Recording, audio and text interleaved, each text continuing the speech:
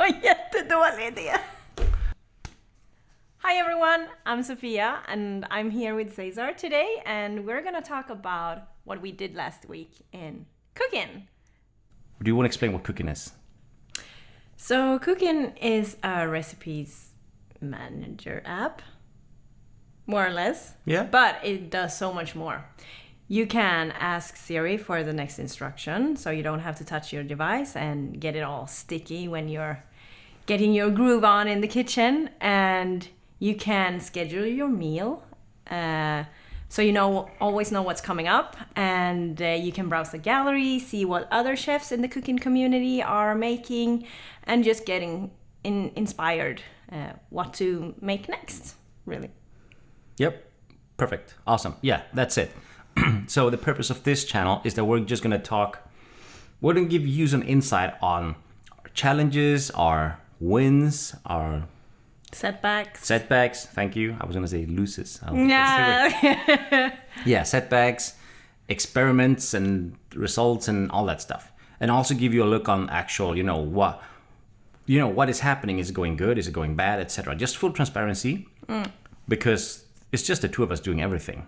Yeah. So we think that people might be interested in how it is creating a business. Yeah. Okay. Yeah. So the name is Cookin. It's an app for the Apple platform. It's available on iPhone, iPad, Apple Watch, Mac, Apple TV. Is that it? Yeah, I guess so. Yeah. All the platforms, all Apple platforms. Yeah, exactly. So last week we were focusing on growth hacking, and we figured since we're not tracking anyone, we don't do that stuff. We figured how can we utilize anything that we've got going really, and which improvements can we make? So we were focusing on making people share more recipes, right? Yep. So we want them to share them with their friends. We want them to share it in the gallery.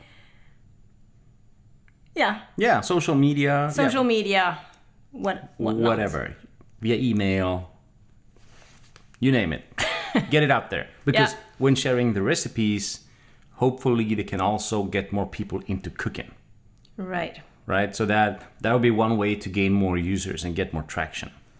And also, if you don't have cooking yet and you receive a recipe from your friend and you're on an iOS device or WatchOS, no, it's only iOS, right? You would receive an app clip. So an app clip is like a small piece of an app. And so you would see the recipe just like it looks in Cookin, and you could tick off and do all the things. But if you would like to save the recipe for like later use and so on, you would actually have to download Cookin.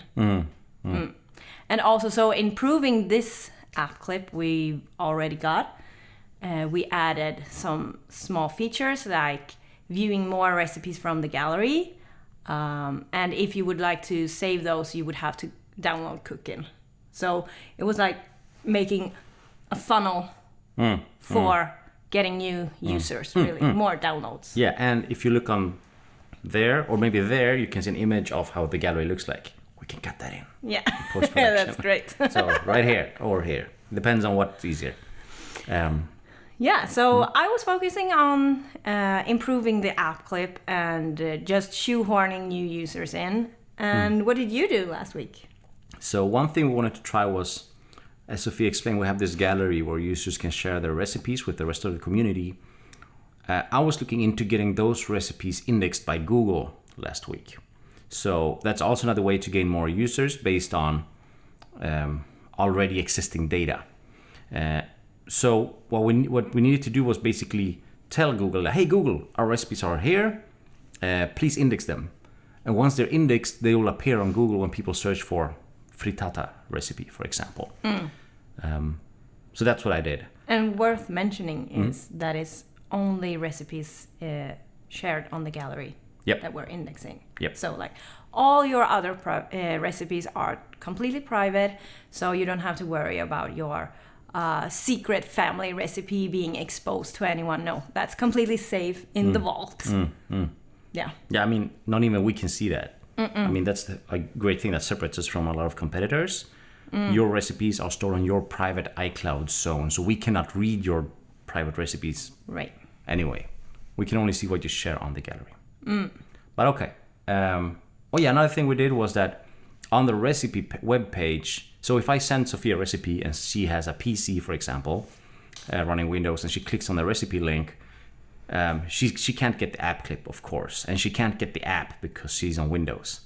So what we do is we show a web page with said recipe, and to that recipe web page we added social media share buttons. Yeah. Just to make it even, the same thing as Sophia did in the app, we now do on the website too. Just encourage people to share their recipes out on the social media platforms. Yeah, and also made it more visible, like where you can actually download Cooking, in case you actually were on a Mac Yeah, exactly. or so. So just adding more ways to find us, really. Yeah.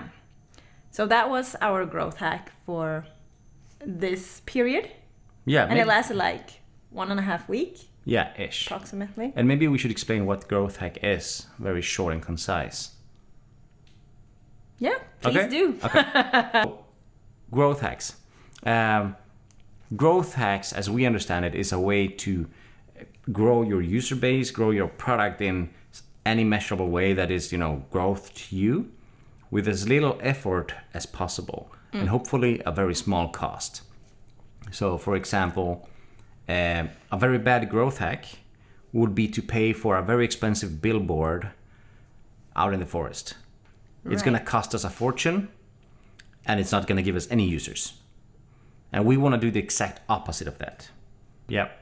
Another example of a growth hack is Apple, for example, which in an email from their mail client, it says send from my iPhone or send from my iPad. That can be considered a growth hack because you get your existing users to share, the knowledge about that you can send emails from iPhone and iPads. Exactly. So that's a very good example for a growth hack too. So this is the first episode of our stand-up series, and we wanted to do as little preparation as possible because we just want to get started with it and see where this takes us. So if it looks a bit, I don't know, shoddy, a bit, unpolished, this is why. But the idea is that we, just like with our products, we improve them, iteratively, step by step. We improve them small amounts, a little bit at a time.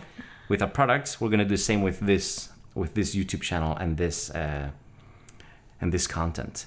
So next time, maybe we have 2 microphones.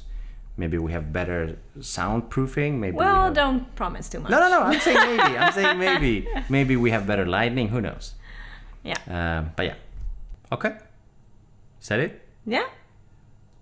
That is it. That's a wrap. Bye. Bye! Nu var det stänga av. Ja, men vi klipper ju.